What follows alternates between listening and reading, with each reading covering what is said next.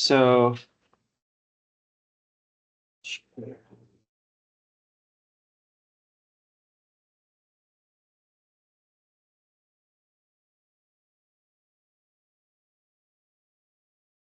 page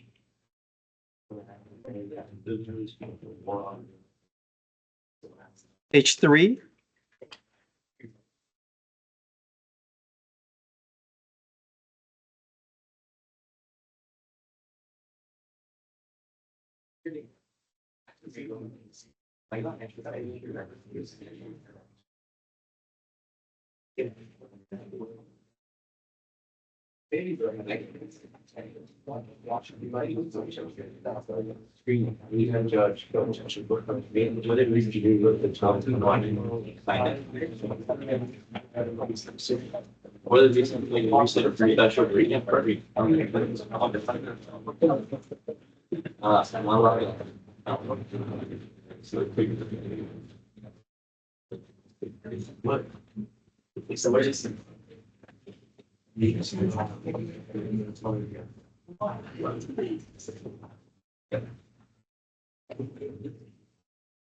Okay, we're going to continue with the limit definition of a derivative.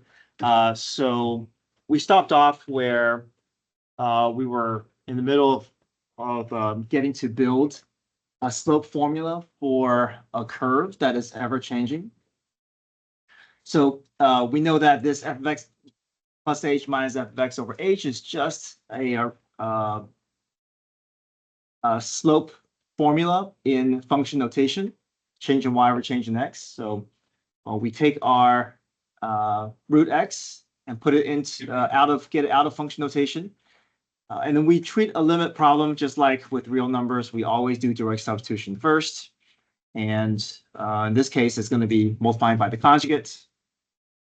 And then once we multiply by the conjugate, we're able to get the h's to appear and cancel out, because that's what's causing the hole. We reevaluate and we get 1 over 2 root x. And then 1 over 2 root x we know is slope related. And the reason why that variable is there is because this slope is ever changing according to this pattern or according to this formula. So any x value that I plug in return, I'm going to get a number, and that number is going to refer to the steepness of this particular graph's or this particular graph's curve. Okay. Let's see.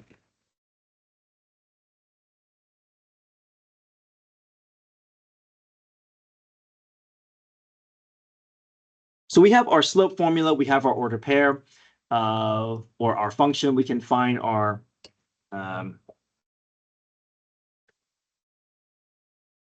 order pair and our slope, and from there we can find our point slope form.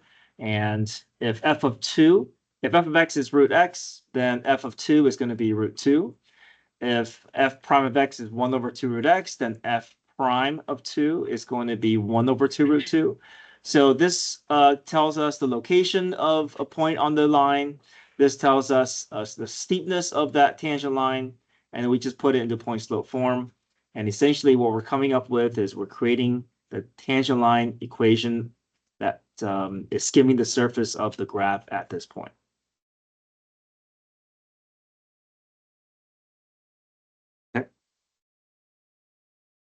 So today we're just going to practice with this definition of limit. But I do want to talk a little bit more also about this alternate definition.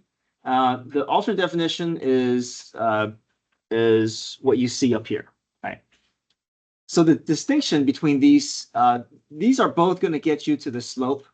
It's just that this is getting you to the slope formula first, and then you plug in the x value, and then you can find the slope from there. This one will lead you directly to the slope value. So this one is potentially faster, but it's not as robust, because if I want to find the slope at a different point, I got to go back to the formula again. Meanwhile, this will get me to the formula to begin with. And if I want to find a slope at a different point, I can just plug into this f prime without having to start all over from scratch and building a new slope formula or a slope definition. So I want us to try example 3, and we should get the same thing as above. So this here, we know that f prime of 2 was 1 over 2 root 2, right? So, but this one, we found the formula first, and then we plugged in this x value to get to the slope. This process will take us directly to this number bypassing the formula. Okay. So let's go through that example. So here is the alternate limit definition. I'm going to go ahead and copy it down first, and then I can refer to it.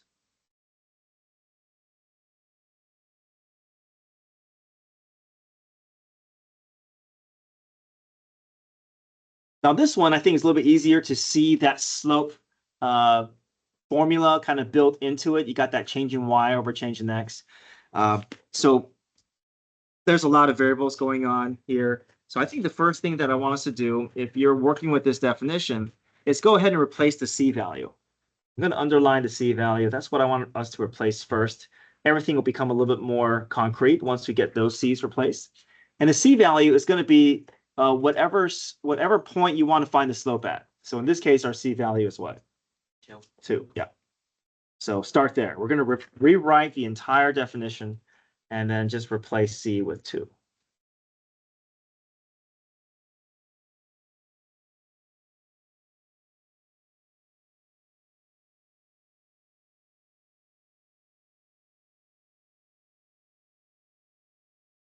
Okay. Again, it's similar to the previous definition in that we are just going to be finding a replacement of the numerator. We're trying to get everything out of function notation so we can actually do some algebraic steps with it. What can I replace f of x with? Yeah, just root x, right? That's just a simple substitution there. What can I do with f of 2? How can I find f of 2? Yeah, plug into the function, get the value, the y value at that point. So what's f of 2 equal to? Just root 2. Okay, so I'm just going to replace f of x with root x and f of 2 with root 2. All I'm doing is I'm just getting the numerator out of function notation and get it to the point where I can just treat it like a limit problem.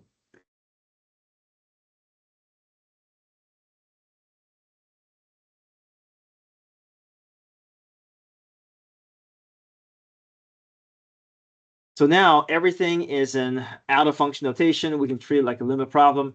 The first thing that we do is direct substitution. What does direct substitution get us? 0 over 0. That tells us that we can go through our conjugate method. So we want to get that radical to give us something else so that we can find a way to remove the whole.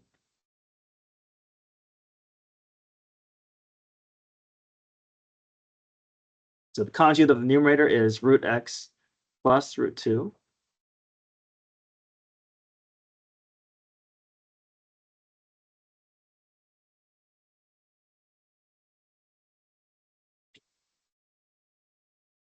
We expand the numerator out, just worry about the first pair. Root x and root x is just x. Root 2 and root 2 is just 2. And then we leave the denominator alone.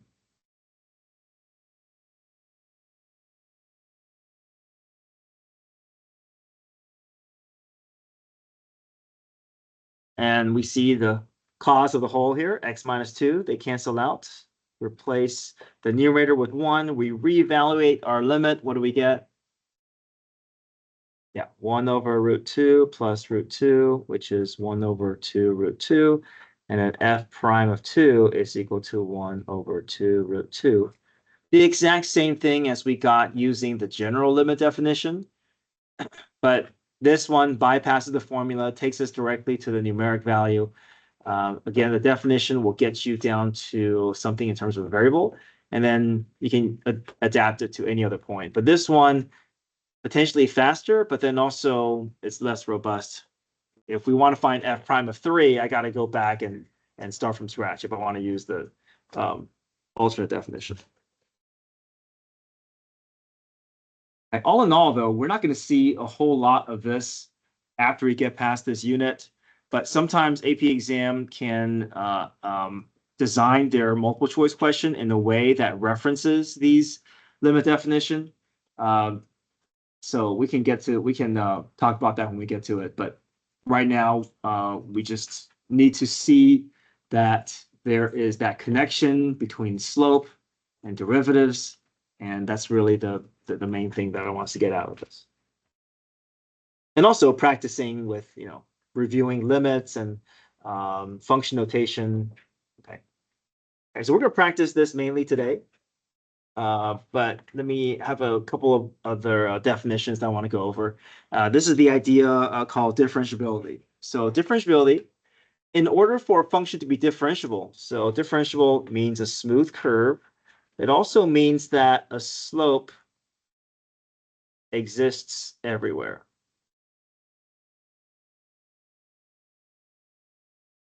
So differentiable means also that, we are able to find the derivative at every point, and derivative is related to slope. So it just means a smooth curve. If the function is differentiable at point A, then the graph must be continuous at that point. It cannot contain a sharp turn and cannot have a vertical tangent. So if I want to create a graph where the slope is going to exist everywhere, it cannot have a sharp turn. It can't have a corner, because at a sharp turn, we can't draw a tangent line to that point because it's not, we're not able to create a tangent line through a sharp turn. So a slope doesn't exist at a sharp turn. It also doesn't exist if the function is not continuous. So there's a break in the graph.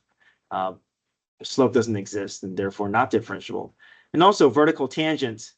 Technically, we can draw a tangent line to a vertical tangent, but we know that a vertical line has a slope that's undefined. So any of these three scenarios, the function is not differentiable, and slope is unable to be found at these various points.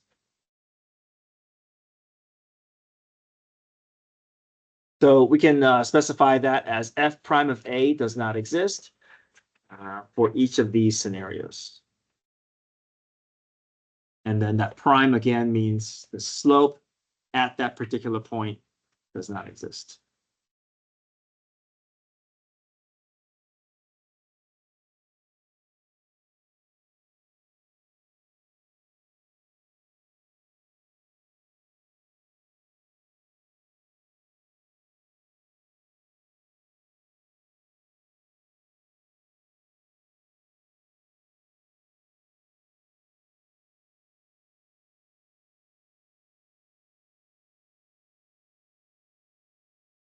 Okay, let's see. Classwork examples. I think for this, let's just do a bunch of practice with the general definition for a limit. Sorry.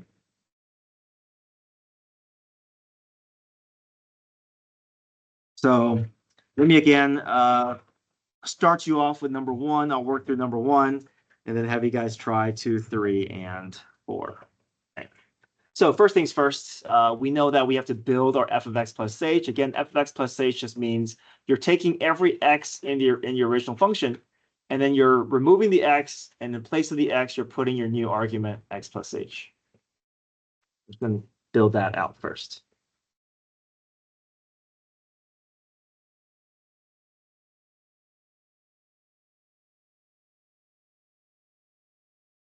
Now I'm just going to write my limit definition here.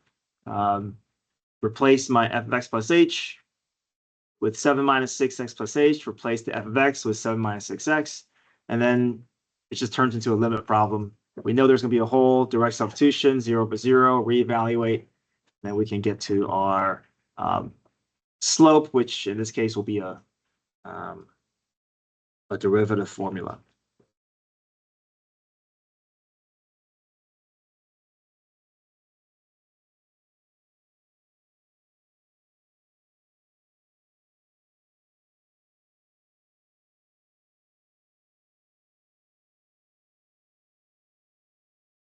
Careful, anything that follows a minus, if there's multiple terms, we do want to protect that with a set of parentheses. Otherwise, we're going to forget to distribute.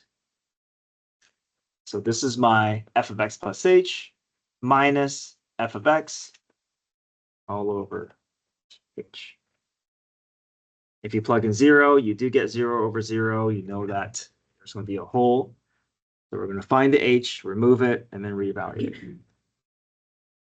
Okay, try that.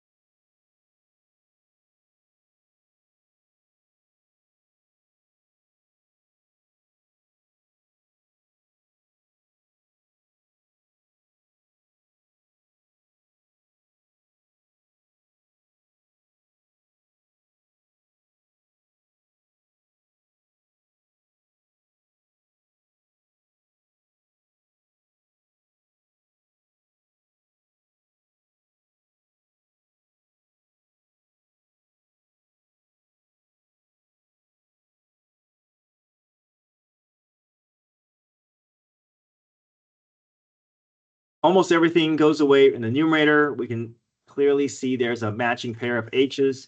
What's left? F prime of x is what? Just what? -6. Now let's go back to what we know about this graph here.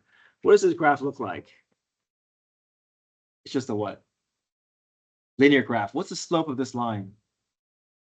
-6. And so that matches with what we see here, right? We didn't have to go through this whole limit definition to know that the slope is equal to -6, but it is consistent with what we know. But this general definition is a lot more useful for us when we have a curve involved, right? If it's a linear graph, then it's just going to be a number. We'd have to go through all this whole process, but it's consistent with what we know to be true. So we know that this works for any graph, a linear graph or a curved graph. Okay, all right, let's try number 2. So we're building these slope formulas for these curves, for these graphs, but once we get past this section, we're going to have a much more efficient way of finding the derivative. We'll leave this behind, this process behind, but we will come back and revisit it when we look at AP review.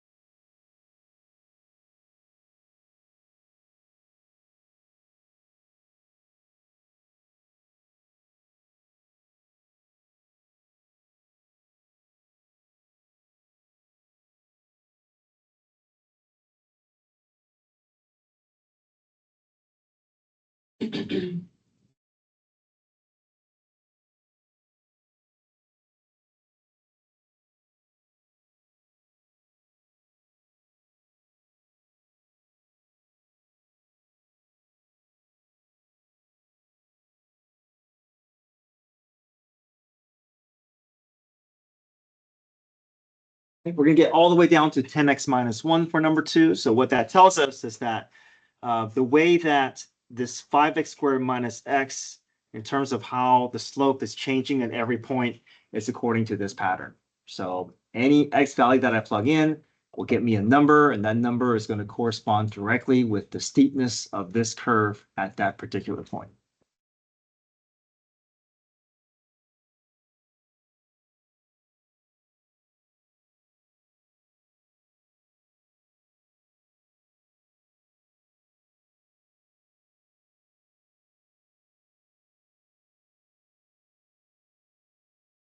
And because this curve, it has an ever-changing slope, that's why we're getting a derivative that has a variable in it, because the slope is ever-changing.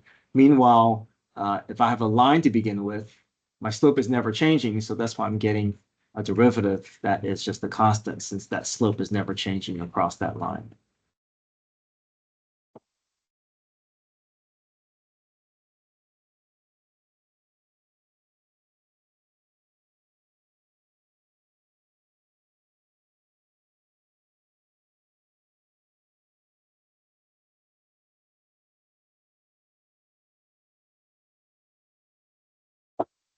All right, so try number 3. Let me get through 3 and 4.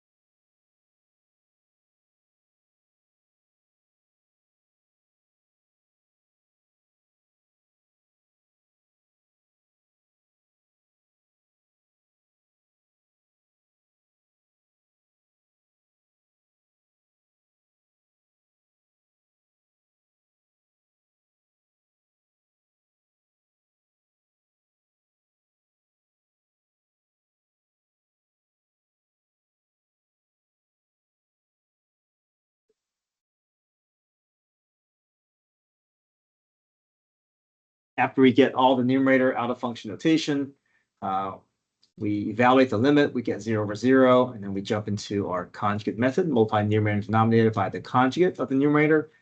The numerator cancels out very cleanly, very nicely. There's only an h. There's an h's that we can pair up in the numerator and denominator. Once we get the h's to cancel out, reevaluate the limit, and then that'll get us down to a number, and this number, or we'll get it down to an expression, and this expression is now telling us about the slope, describing the slope of the original graph that we started with.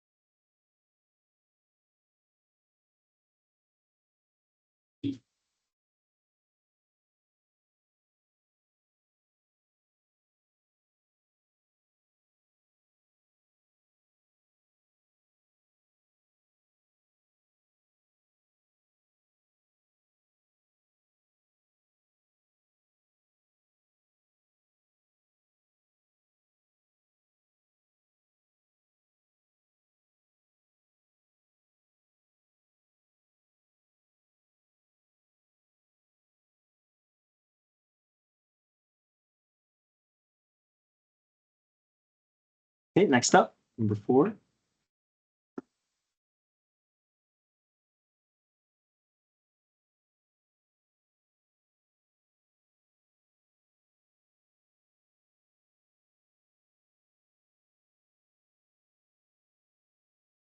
This will feel like a common denominator complex fraction problem here.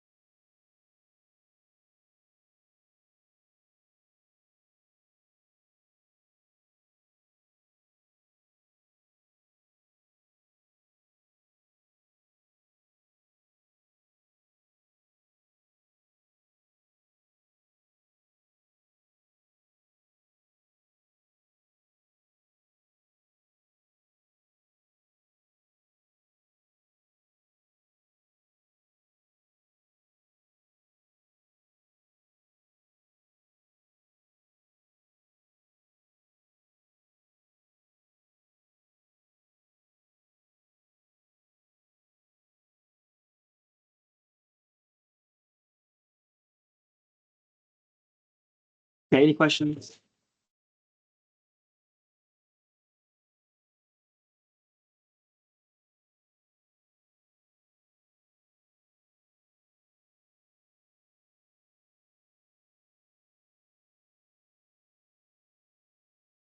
Okay, if you turn to page 9, page 9 is so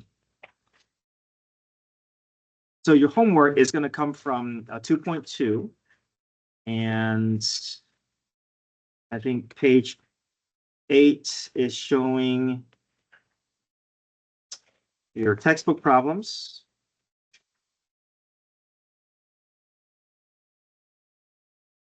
But I want to maybe spend class time going over some of your homework problems that you're going to have from 2.2. That way we can do it together, and that we can also knock out some of your homework together. So let's go to page 9, and let me kind of walk us through some of these multiple choice type AP problems.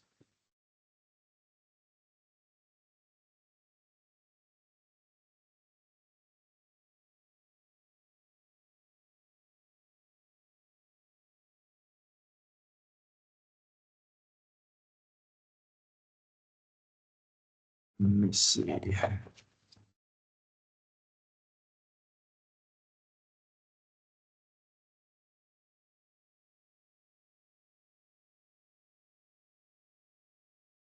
Actually, let me skip number 1 and let's come back to 1 later.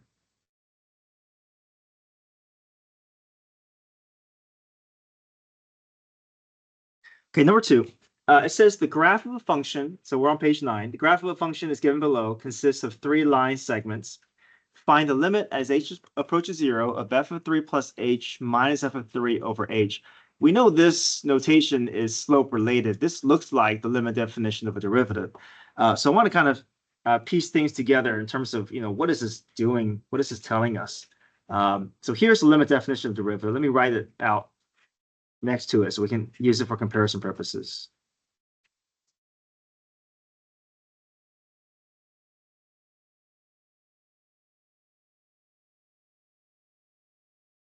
Now we know this notation represents the slope or the derivative of a function at any given point. But if I replace the x with a number, then it's going to give me some information about the slope, my derivative at that point. So notice that everything's the same here, right? I'm just replacing the x with what to get from here to here? 3. So I'm going to replace every x with 3. Let's see if we can interpret what's going on here.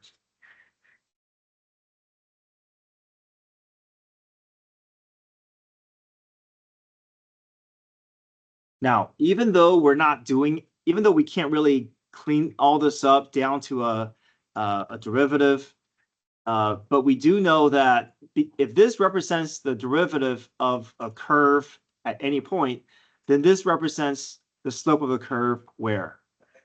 At x equals 3, because that's what this notation is telling us. So whatever this is going to end up giving us, we know what this represents. This represents the slope of a curve at point 3. So this represents the slope of the graph at x equals 3. So even though we can't make any progress here, we do know what it represents, right? And now we have the graph in front of us. Can we actually just rely on the graph to help us find the slope at 3? Yes, right? This is a nice straight line here. What's the slope of this line? Negative 2/3. Because I can go down 2 over 3. This slope is going to stay consistent. So f prime of 3 is equal to negative 2/3. So this is maybe how an AP exam question can kind of phrase it, where they give you this notation, not that you have to do anything with this notation, just have to just know that what this means. This is asking basically for the slope of the graph at 3. It's just kind of a roundabout way of doing it, seeing if students can understand what this notation represents.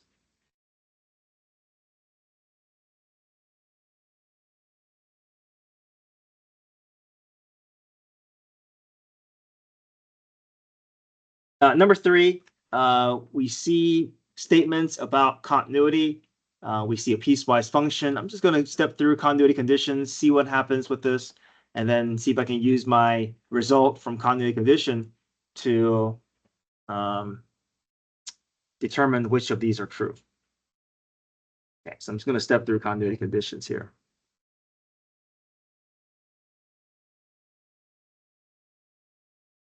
So in order for function to be continuous, first my point has to exist. I know that the value in question is 5. So f of 5 is what? Just 5. Okay, so that passes that.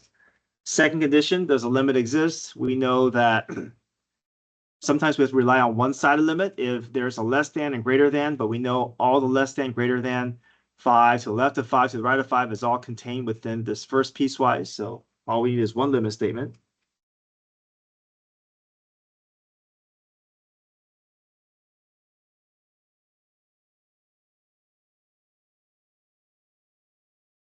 Direct substitution first, we get 0 over 0. We know we can factor and clean up the whole.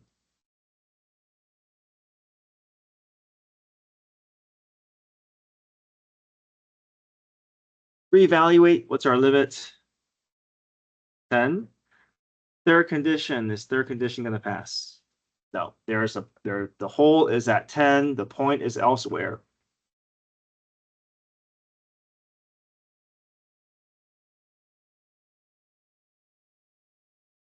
Okay, so what type of discontinuity do we have? Removable.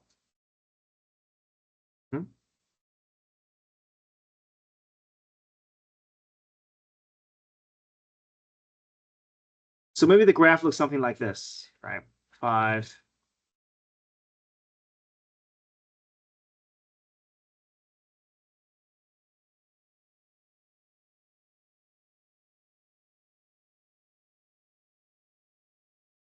Well, sorry, it's going to be more like a line. X plus 5 is more like a line, but we get the idea. So let's go down our statements here. Does the limit as x approaches 5 exist? Is that true or false? True. Is the function continuous? No. Is the function differentiable? No, right? I can't have a smooth curve if it's not continuous to begin with. So only condition 1.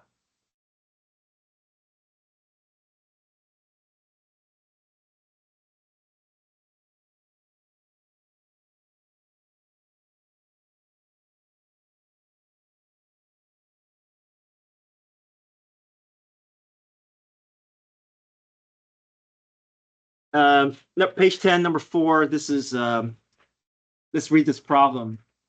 It says, suppose f is a function that is differentiable on the open interval. So if you see the word differentiable, it means it's a smooth curve. And this word is also making an assumption that the function is continuous.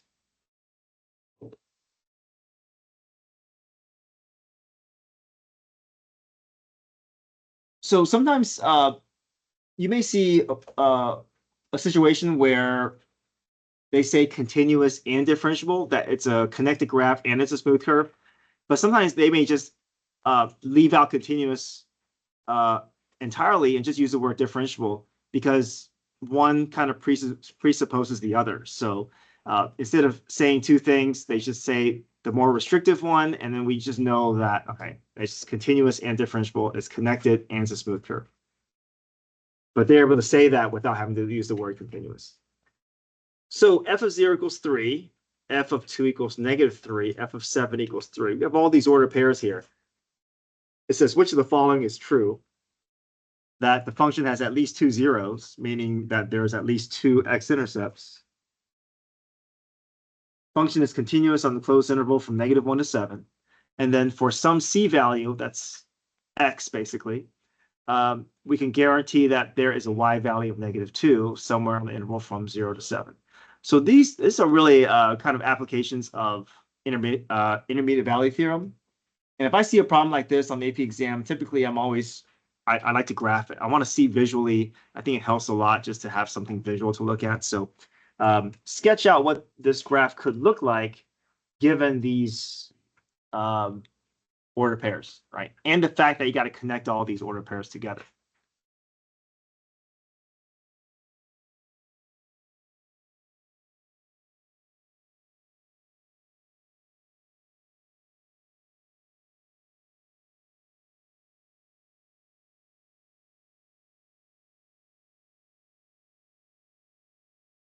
Now your graph may look different. The graph can do a lot more than this. It can go a lot lower. It can go a lot higher than what I'm showing. But this is the bare minimum in terms of what the graph has to do. It has to at least connect through these 3 points. And to do that, I got to make the graph go down. And I got to make the graph go up. So I can say there's at least 2 zeros, right? Because there's no way that can connect these 3 points without crossing the x-axis at least twice. So we know that is true. Continuous, they gave us the word differentiable, so it's got to be continuous. So we know that's true. And can we guarantee that there's a y value of -2? Yes, we're reaching down to a y value below -2, and we're also hitting a y value above -2. We got to hit -2 at least once. So all 3 conditions, all 3 condition statements are true.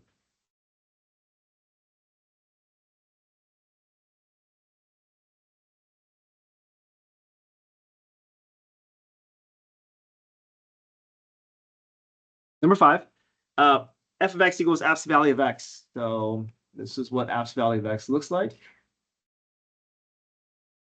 Is this function continuous? Yes. Is it differentiable? No. What's the issue here? Sharp turn. We can never graph a slope of a tangent line at a sharp turn. So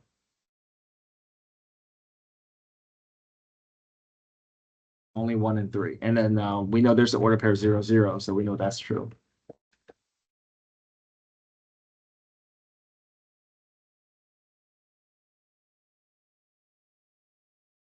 All right, try number 6. Read through that. See if you can reason your way through.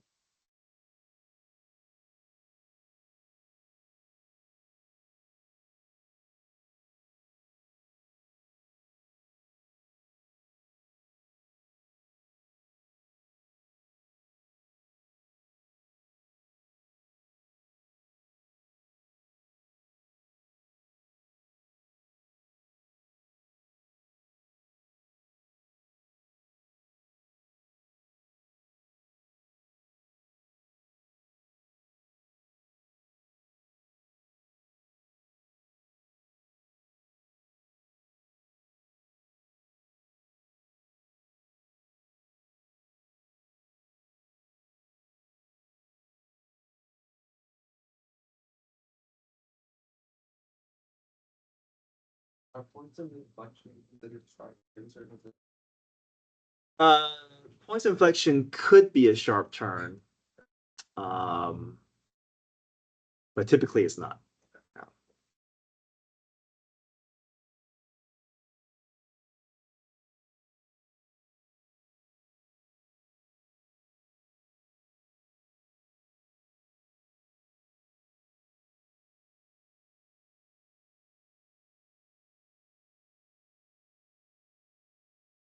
So they're telling us that there's a vertical tangent, so we know that the slope doesn't exist there. We know that there's a jump discontinuity, so it's not continuous there either. If it's not continuous, it can't be differentiable. So -1 and 1 on each.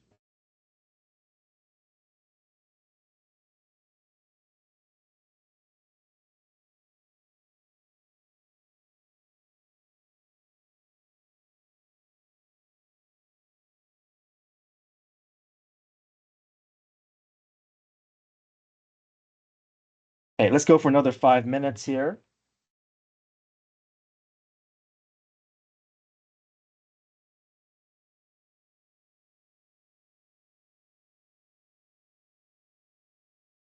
Let's try number 7.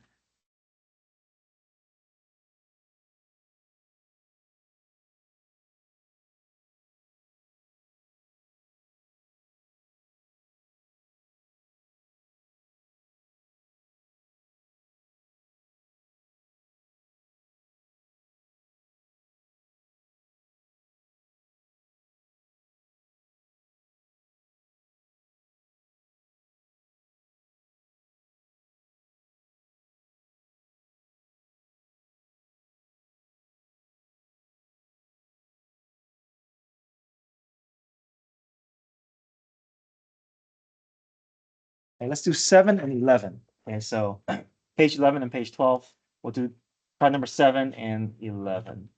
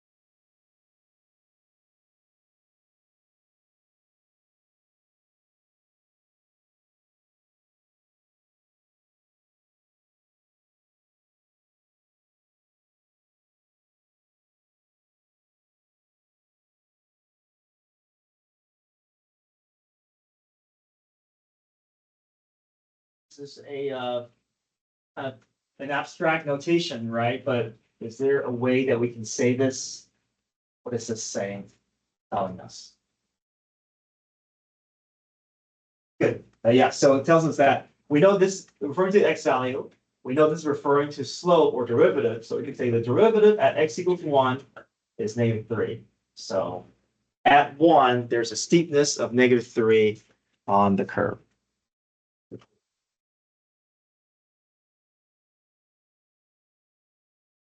Just a messy way of saying derivative. The x has been replaced with 1, so that's another way of saying x times 1. X times 1, and this is telling us the steepness of the curve at that x value happens to be -3. So if the slope is existing at to be -3, then the graph has to be continuous because I can't be differentiable without being continuous. But f prime is continuous. That's something else. Okay, that is on a different level that we're not looking at. We're only looking at whether the function is continuous. F prime does not have to be continuous. We'll look at that later in terms of looking at further derivatives. But right now, all we can say is our function is continuous. Our function is differentiable. We're not going to commit to the fact that f prime is.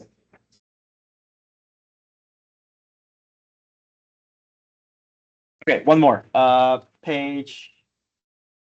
Next page. Number 11.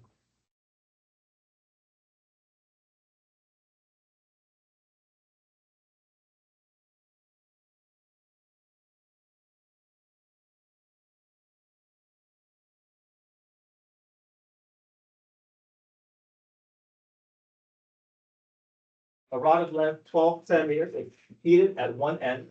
The table gives the temperature in degrees Celsius at selected numbers x centimeters from the heat end. So at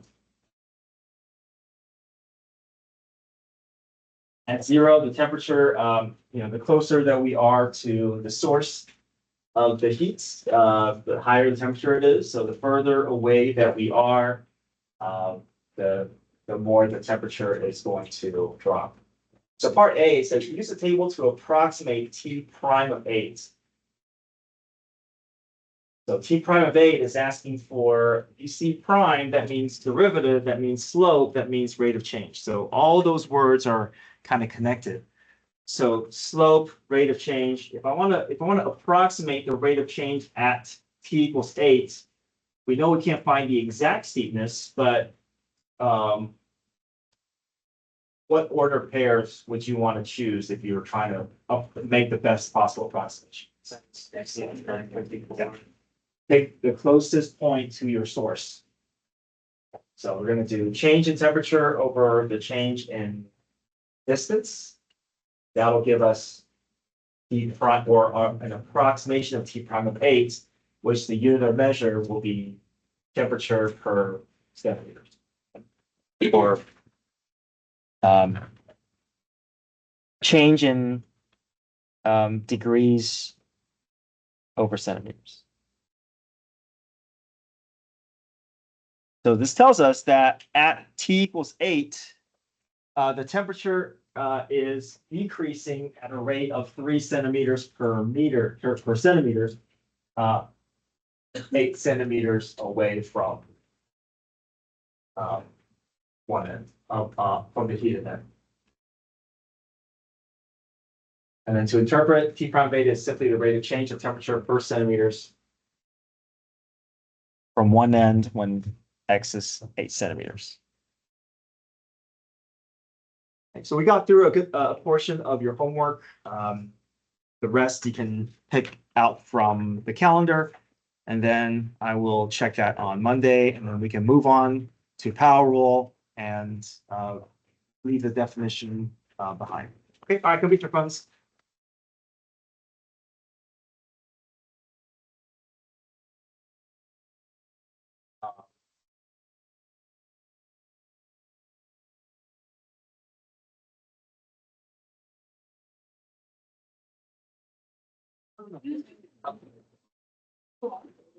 No, I haven't.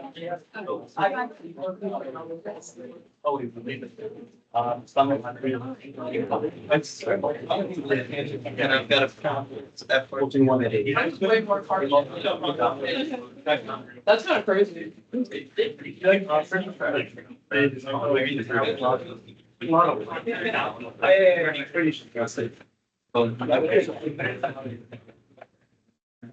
Like, I know it's got. So. I don't